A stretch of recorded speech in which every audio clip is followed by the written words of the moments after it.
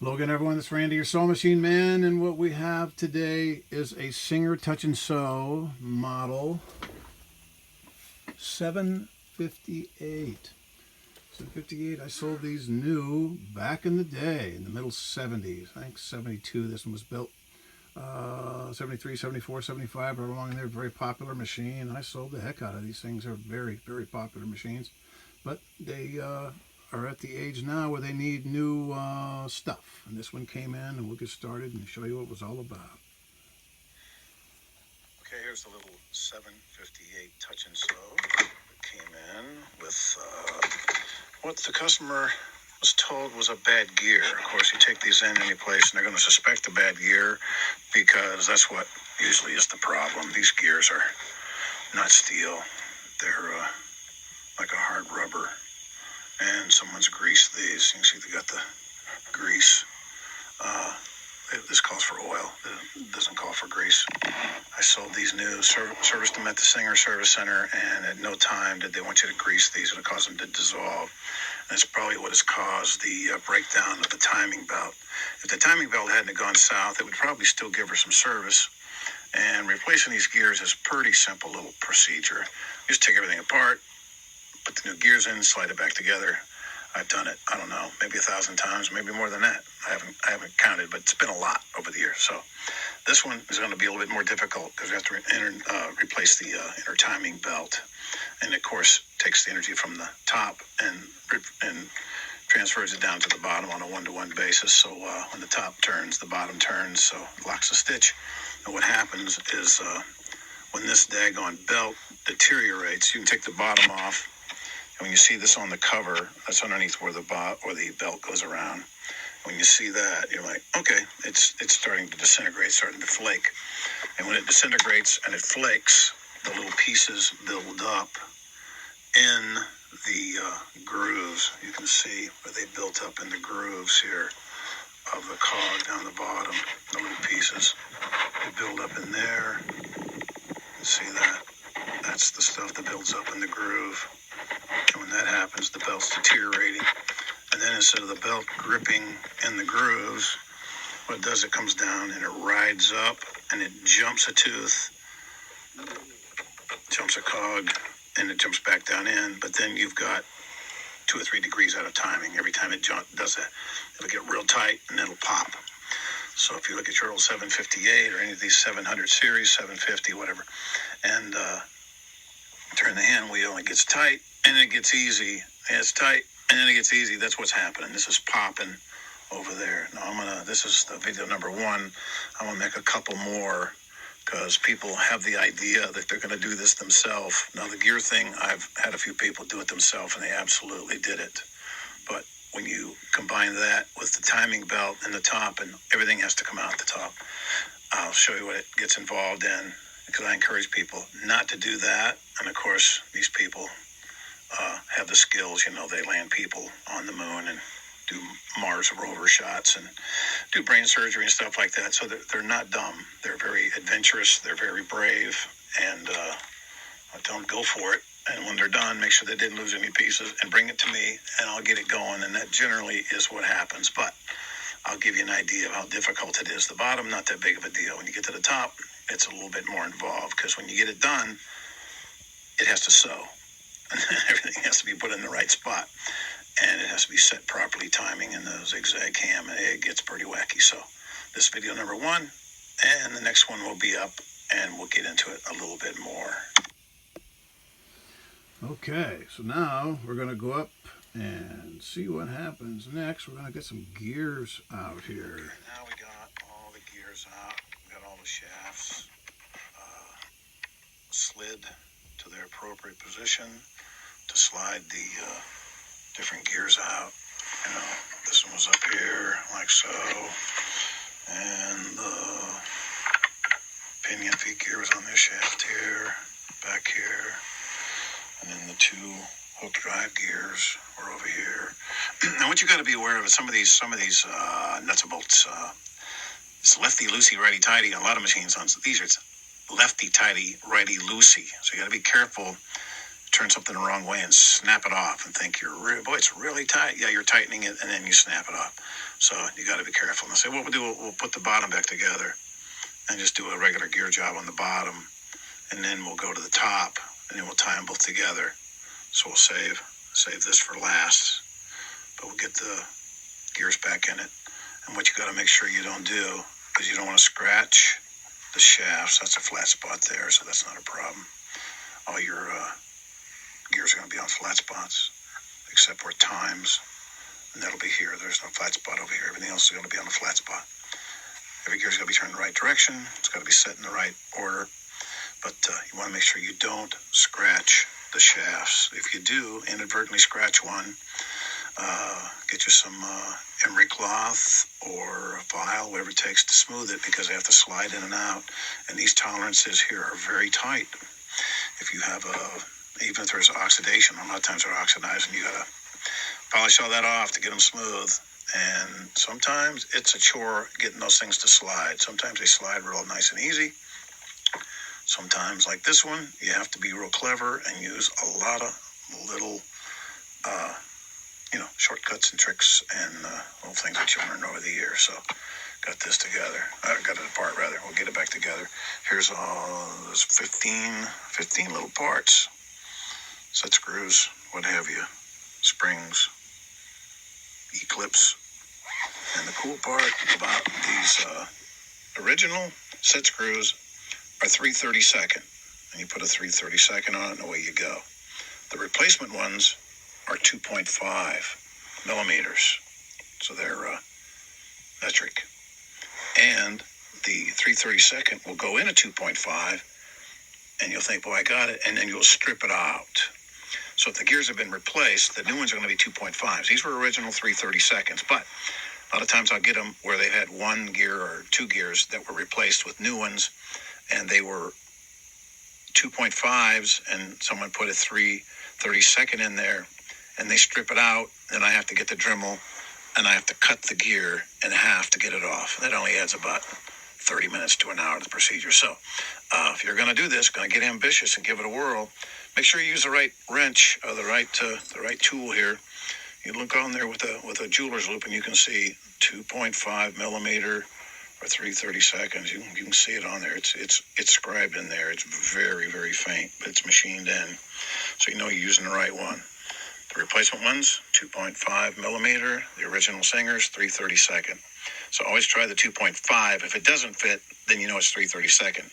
If the 3/32 goes in, it could be either, because it could be just snug enough to round it off. So we'll put these back in together and get it going in the bottom, and then that'll be the end of video number 2. Okay. After we get those gears out and get the other ones back in, and then now we're making some progress. Okay, here's the next segment. We have the bottom back together. We got the feed gears back in place on here. We got the drive gears back in place. We got the timing mark. Let's see, where's the timing mark? Right here. When you, I don't have the deal off here, so the timing's off a little bit, but when this lines up with here, the point of the hook will be behind the eye of the needle. I told you about the reverse lefty-loosey, righty-tighty being the exception. This is the righty-loosey, lefty-tighty, this little nut right here. You turn it to the left to tighten it, turn it to the right to loosen it. You have to hold the hand wheel and then turn it to the right to break it loose to get this apart. And this guy up here, this sets your bobbin, winder, driver height. When you get it set, and activated, when it's activated, there should be just a little bit of oomph there, just a tiny little bit of movement, and that'll spring. Make sure you don't lose that spring that goes back up in there. And when you put this on, this is almost always going to be flush here, real close. Maybe a little bit less, a little more, but almost always flush when you set this screw back down and get that back together. But that's the bottom back together. And see, we'd be stitching it out next. Would be done, except for the fact that we have to replace the timing belt. Oh man, not fun, but it's got to be done. Now we'll move to the top. Okay, and that's pretty straightforward down there. Now we got to get up into the top, and oh my gosh, that's when the fun starts. It's a matter of taking this screw out, and then this door over here swings open, and then this lifts up and slides to the left, up and to the left, like so. This little bar right here, you have a spring under here that locks underneath that, so you have to slide it underneath it, like so. So it slides on. It's a finesse move. You gotta hold your mouth just right, but that's how that goes. And of course, the side cover is gonna come off, and I already fudged and took this off. We're gonna take all this out. Everything over here has to come off. Everything has to come off here. All this comes out. And we take the shaft collar off, and we're going to take all this loose, going to take the hand wheel off, take everything over here from this end all the way over to this end. We're going to take it all apart, and that's where it gets fun, because it has to be done properly in disassembly. It's got to be put back together correctly, and up here is where your work starts. So again, I remind people, you think I'm pretty good at this. You know, I do open heart surgery. I put a man on the moon. All right, well, you got a bigger brain than I do, but this is a meticulous deal. And just don't strip any screws. So when you bring it to me, I can make it work. All righty, appreciate it. Okay, now the fun starts up on top. Now the fun continues up on top. Right. Next step, taking all the stuff out that needs to come out. As you can see, there's a whole lot out of here.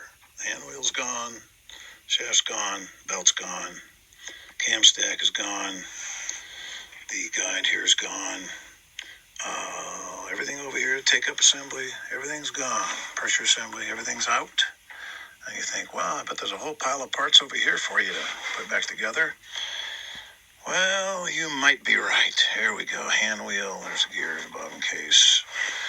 There's the hand wheel clutch and take-up assembly and the cam stack, and there's the main shaft in the top. And of course, you have to take the front plate off, because you have to get the front plate off to get access to this hole to bring out the can stack, to get through here to bring out the guide.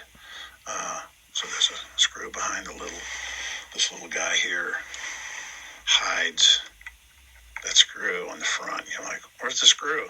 Pull this baby off, pop, and then the screw is back there. And you have to make sure that the on and off is in the center. You put it on its longest setting and push the reverse down, and you have to do all that to just get the front plastic plate off. All the way, longest setting, reverse down, not on, not off, right in the middle, and then it comes off. Otherwise, you can't get it off to get to your set screws. You're like, well, my head's going to explode. Well, it might. So, this little guy is a challenge. And people say, well, man, $300 to do one of these? That's an awful lot. Yeah, every time, everybody I know that does one of these, they say their next time they're going to raise their price another 100, because it takes a long time. And it's very meticulous, and everything has to be done just right. But every time I do one, I say it's going to be the last one I do. But this one I'm doing because I haven't done one in a while, and I think it's kind of fun to make a video of it. So that's what we're doing. We're going to make a video of it, put it all back together, and I'll think about the next one. The next time you see this, it'll be all put back together. There we go.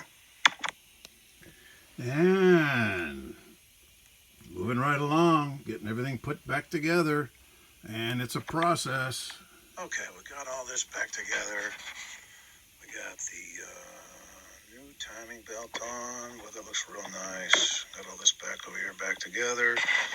Got the cam stack back in. Got the cam stack eccentric. It rotates to get closer and away from the shaft here. If it's too tight, it won't turn. You got to get it just tight enough. And you got to set the timing of the pendulum swing of your zigzag so it'll zigzag properly. And get your shaft collar set properly. This is another eccentric here. You loosen this, and you can take this to move your needle bar. So when you're on center, which we're on now, it'll be on center, and you go left, it goes left, and right, it goes right. There's an adjustment for that. right up here.